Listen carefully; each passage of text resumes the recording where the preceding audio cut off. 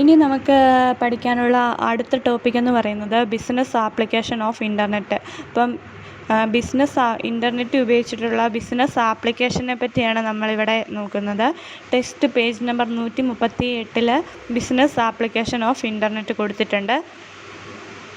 ഇപ്പം ഇൻ്റർനെറ്റ് എന്ന് പറയുമ്പം ബിസിനസ്സിൻ്റെ പല ഭാഗങ്ങളിലും ഇൻ്റർനെറ്റിന് വളരെ സ്വാധീനമുണ്ട്. ഇപ്പം ഇൻ്റർനെറ്റ് ഇല്ലാതെ നമുക്ക് ബിസിനസ് മാനേജ് ചെയ്യാൻ പറ്റാത്ത ഒരു അവസ്ഥയായിട്ട് മാറിക്കൊണ്ടിരിക്കുകയാണ്. ഇപ്പം നമ്മൾ കുറഞ്ഞ സമയത്തിനുള്ളിൽ തന്നെ വലിയ ഇൻഫർമേഷനെ ട്രാൻസ്ഫർ ചെയ്യാനൊക്കെ ഇൻ്റർനെറ്റ് വഴി സാധിക്കുന്നുണ്ട്. ഇപ്പം ഇൻഫർമേഷനെ ട്രാൻസ്ഫോർം ചെയ്യുന്ന ചില മെത്തേഡ്സിനെയാണ് ബിസിനസ്സിനകത്ത് ഇൻ്റർനെറ്റിൻ വഴി ഇൻഫർമേഷൻ ട്രാൻസ്ഫോർം ചെയ്യുന്ന മെത്തേഡ്സാണ് ഇവിടെ തന്നേക്കുന്നത്. First one, buying and selling goods and services. ഇപ്പം ഫസ്റ്റ് മെത്തേഡ് എന്ന് പറയുമ്പോൾ നമ്മുടെ പ്രോഡക്റ്റ് അല്ലെങ്കിൽ സർവീസുകൾ വിൽക്കുന്നതിനുള്ള ഒരു മെത്തേഡാണ് buying selling goods and services എന്ന് പറയുന്നത്. അപ്പം ഇ-കൊമേഴ്സ് വെബ്സൈറ്റ് വഴി നമുക്ക് എന്ത് സെല്ല് ചെയ്യാനും അതുപോലെ തന്നെ ഗുഡ്സ് റിസീവ് ചെയ്യാനൊക്കെ സാധിക്കും. അതുപോലെ തന്നെ ബിസിനസ് യൂസ് ചെയ്ത് നമുക്ക് ഐറ്റംസ് ഓൺലൈനായിട്ട് വാങ്ങാനും അതുപോലെ തന്നെ ഓഫീസ് സപ്ലൈ ചെയ്യാനും റോ മെറ്റീരിയൽസിനൊക്കെ സാധിക്കുന്നുണ്ട്. ഇപ്പോൾ നമുക്ക് ഒരു ഗുഡ്സ് സർവീസ് സെല്ല് ചെയ്യാനും ബൈ ചെയ്യാനൊക്കെ നമുക്ക് ഇൻ്റർനെറ്റിലൂടെ അല്ലെങ്കിൽ ഇ-കൊമേഴ്സിലൂടെ സാധിക്കും എന്നുള്ളതാണ് ഫസ്റ്റ് മെത്തേഡ് എന്ന് പറയുന്നത്. ഇനി നെക്സ്റ്റ്, മാർക്കറ്റിങ്ങും അഡ്വർടൈസിങ്ങിനും ഇൻ്റർനെറ്റ് എന്ന് പറയുന്നത് ഇപ്പോൾ ഒരു വലിയൊരു ഘടകമായിട്ട് മാറിക്കൊണ്ടിരിക്കുകയാണ്. ഇപ്പം അഡ്വർടൈസിങ് എന്ന് പറയുമ്പോൾ ഇൻ്റർനെറ്റ് അല്ലെങ്കിൽ സോഷ്യൽ മീഡിയ എന്ന് പറയുമ്പോൾ അതിൻ്റെ ഇൻ്റർനെറ്റിൻ്റെ അനന്ത സാധ്യതകളെക്കുറിച്ച് തന്നെയാണ് പറയുന്നത്. നമ്മളൊരു അഡ്വർടൈസ്മെൻറ്റ് ഇൻ്റർനെറ്റ് വഴി അല്ലെങ്കിൽ സോഷ്യൽ മീഡിയ വഴി കൊടുത്തു കഴിഞ്ഞ് കഴിഞ്ഞാൽ ആ ഡീറ്റെയിൽ നമ്മൾ കൊടുത്തേക്കുന്ന സാധനത്തിനെക്കുറിച്ച് ഒരു ഓവറോൾ വ്യൂ വാങ്ങിക്കുന്നവർക്ക് കാണത്തുള്ളൂ അല്ലേ. അപ്പം അതുപോലെ തന്നെ ഇൻ്റർനെറ്റ് യൂസ് ചെയ്ത് നമുക്ക് ബാനറുകൾ, ആഡുകൾ, വെബ്സൈറ്റുകളൊക്കെ നിർമ്മിക്കാനൊക്കെ സാധിക്കുന്നുണ്ട്. ഇപ്പം നമുക്ക് ഒരു കസ്റ്റമേഴ്സിന് വേണ്ടി കസ്റ്റമേഴ്സിന് നമ്മൾ കൊടുക്കുന്ന സാധനം അതിൻ്റെ അഡ്വർടൈസ്മെൻറ്റ് എന്താണ് ഒരു കസ്റ്റമർ സെർച്ച് ചെയ്യുന്നത് അതിനുള്ള റിസൾട്ടൊക്കെ കിട്ടാൻ നമുക്ക് ഇൻ്റർനെറ്റിലൂടെ സാധിക്കുന്നുണ്ട്. ഇനി നെക്സ്റ്റ് എന്ന് പറഞ്ഞേക്കുന്നത് ഇമേജ് ബിൽഡിംഗ് ആണ്. ഇപ്പം ഇമേജ് ബിൽഡിംഗ് എന്ന് പറയുമ്പം ഈ ലിങ്ക്ഡിൻ, ഫേസ്ബുക്ക് അങ്ങനെയുള്ള സോഷ്യൽ മീഡിയാസ് വഴി സോഷ്യൽ നെറ്റ്വർക്കിംഗ് ഫിനോമിനൽ യൂസ് ചെയ്ത് നമ്മുടെ ബിസിനസ് എൻ്റർപ്രൈസിനെ കുറിച്ച് ഒരു ധാരണ കൊടുക്കുകയാണ് ഇമേജ് ബിൽഡിങ്ങിലൂടെ ചെയ്യുന്നത്. അതുപോലെ തന്നെ നെക്സ്റ്റ് പറഞ്ഞിരിക്കുന്നത് കമ്മ്യൂണിക്കേഷൻ ആൻഡ് ഇൻട്രാക്ഷൻ. അപ്പം കമ്മ്യൂണിക്കേഷൻ ആൻഡ് ഇൻട്രാക്ഷൻ എന്ന് പറയുമ്പോൾ നമ്മുടെ ഇന്നത്തെ ബിസിനസ്സുകളെല്ലാം നടക്കുന്നത് ഇമെയിൽ വഴിയാണ്. അപ്പം കമ്പനീസ് ഡയറക്റ്റായിട്ട് പബ്ലിക്കുമായിട്ട് കമ്മ്യൂണിക്കേറ്റ് ചെയ്യുന്നത് ഇമെയിൽ വഴി ഒക്കെയാണ്, മെസ്സേജുകൾ ട്രാൻസ്മിറ്റ് ചെയ്യുന്നതും ഒക്കെ. അതുപോലെ തന്നെ സ്കൈപ്പ്, വെർച്വൽ മീറ്റിങ്സ്, കോൺഫറൻസ് ഒക്കെ നടത്താൻ വേണ്ടി നമ്മുടെ ബിസിനസ്സിൽ ഡേ ടു ഡേ വർക്കിംഗ് ഒക്കെ നടത്താൻ വേണ്ടി ഇപ്പം നമ്മൾക്ക് ഇൻ്റർനെറ്റ് കൂടിയേ തീരും. ഇപ്പം നെക്സ്റ്റ്, റിമോട്ട് സർവീസസ് എന്ന് പറയുമ്പം ഒരു കമ്പനിയുടെ തന്നെ പല ബ്രാഞ്ചുകളിൽ പല പ്ലേസുകളിൽ ലൊക്കേറ്റ് ചെയ്ത് വെച്ചിട്ടുണ്ടാവും. അപ്പോൾ റിമോട്ട് സർവീസ് എന്ന് പറഞ്ഞു കഴിഞ്ഞാൽ നമുക്ക് ഈ നമ്മുടെ ഒരു കമ്പനിയുടെ തന്നെ പല ബ്രാഞ്ചസ് പല പ്ലേസുകളിൽ ഉണ്ടായിരുന്നാലും നമുക്ക് അതൊക്കെ റിമോട്ട് സർവീസ് വഴി ഒരുമിച്ച് വർക്ക് ചെയ്യാൻ സാധിക്കുന്നുണ്ട്. അതുപോലെ തന്നെ അണ്ടർസ്റ്റാൻഡ് കസ്റ്റമർ ഇൻട്രസ്റ്റ് എന്ന് പറയുമ്പം നമ്മുടെ കസ്റ്റമറിൻ്റെ നീഡ്സ് അനുസരിച്ച് അല്ലെങ്കിൽ ട്രെൻഡ്സ് അനുസരിച്ച് നമുക്ക്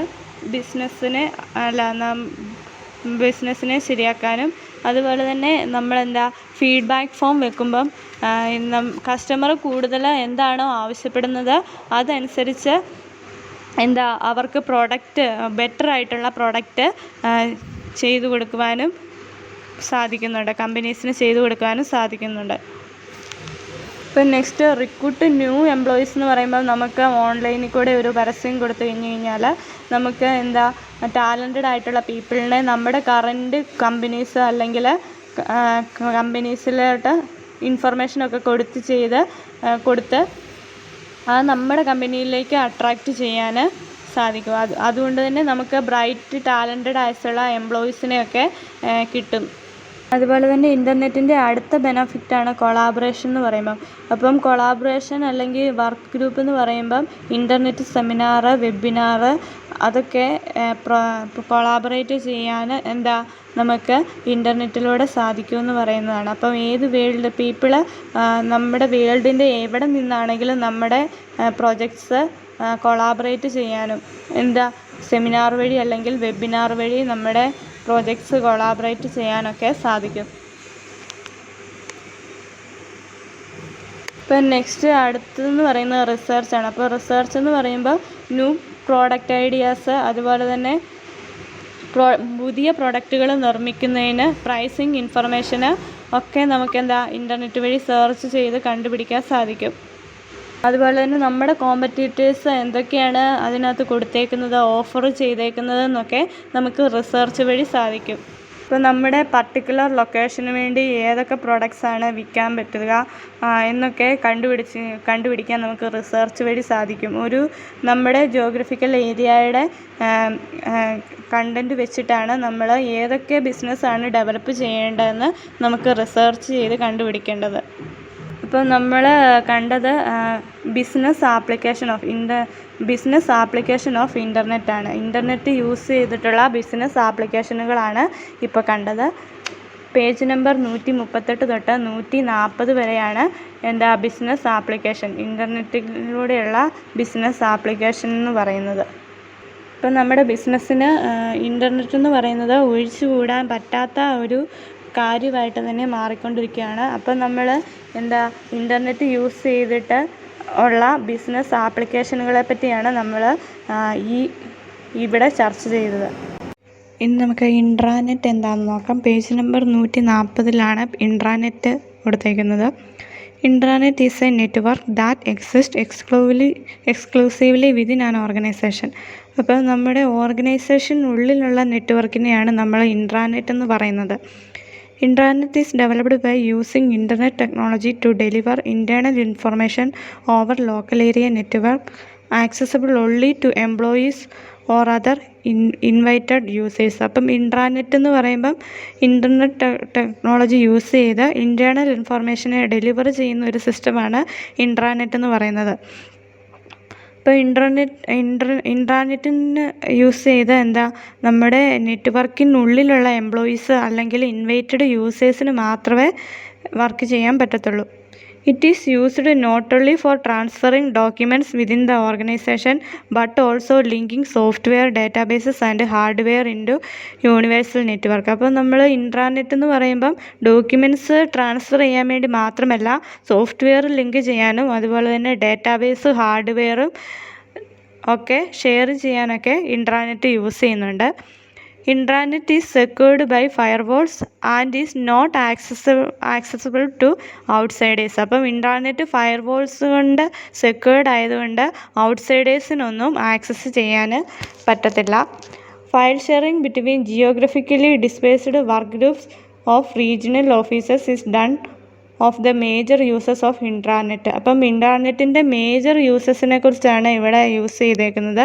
അപ്പം ജിയോഗ്രഫിയിൽ ഡിസ്പേഴ്സ്ഡ് ആയിട്ടുള്ള വർക്കൊക്കെ റീജിയണൽ ഓഫീസിൻ്റെ ഗ്രൂപ്പിനൊക്കെ ഷെയർ ചെയ്യാൻ വേണ്ടിയാണ് നമ്മൾ ഇൻട്രാനെറ്റ് യൂസ് ചെയ്യുന്നത്.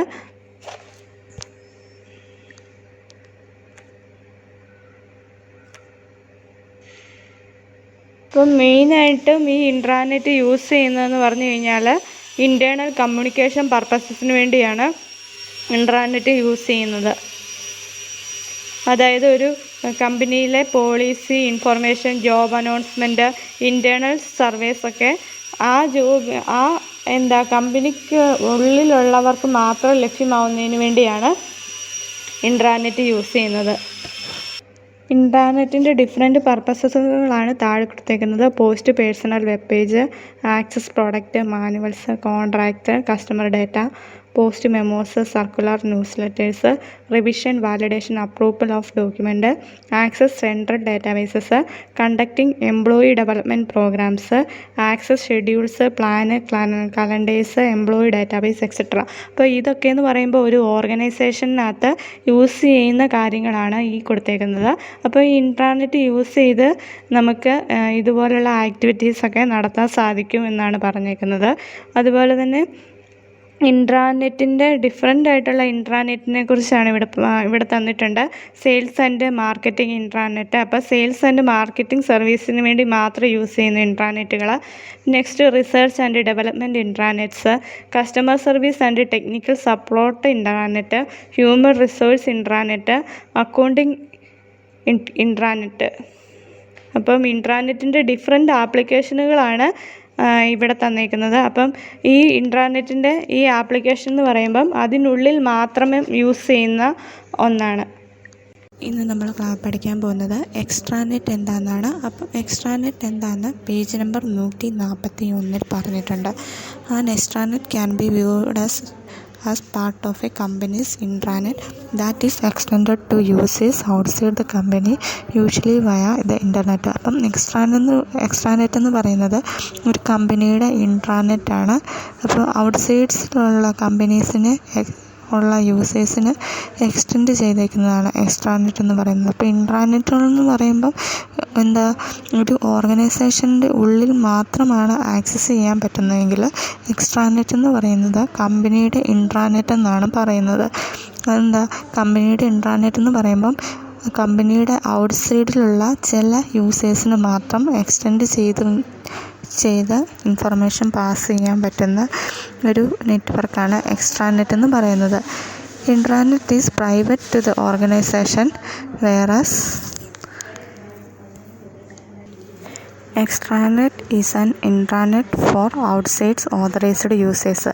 അപ്പം എക്സ്ട്രാനെറ്റ് എന്ന് പറയുന്നത് നമ്മുടെ ഔട്ട്സൈഡ്സിലുള്ള യൂസേഴ്സിന് ഇൻട്രാനെറ്റാണ്. പക്ഷേ ചില യൂസേഴ്സിന് മാത്രം ആക്സസ് ചെയ്യാൻ പറ്റുന്നുണ്ട്.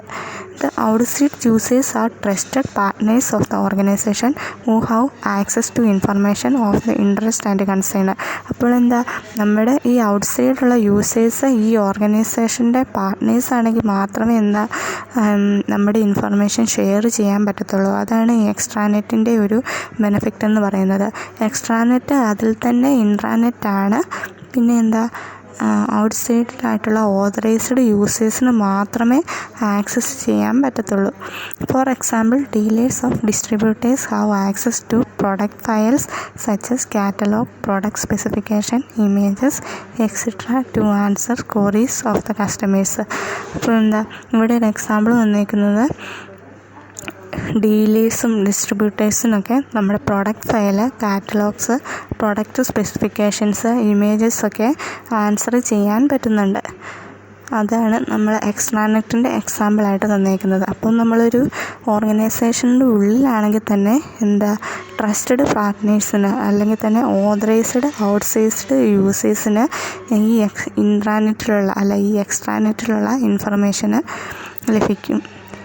In short, extranet is a private network that uses internet protocols, network connectivity and possibly the public telecommunication system to secure share part of the organization information or operation with the suppliers, vendors, partners, customers or other businesses. അപ്പം extranet എന്ന് പറയുന്നത് തന്നെ ഒരു private നെറ്റ്വർക്കാണ്. അത് use ചെയ്യുന്നത് internet protocol, network connectivity, അതുപോലെ തന്നെ പബ്ലിക് ടെലികമ്മ്യൂണിക്കേഷൻ സിസ്റ്റം ഒക്കെയാണ്.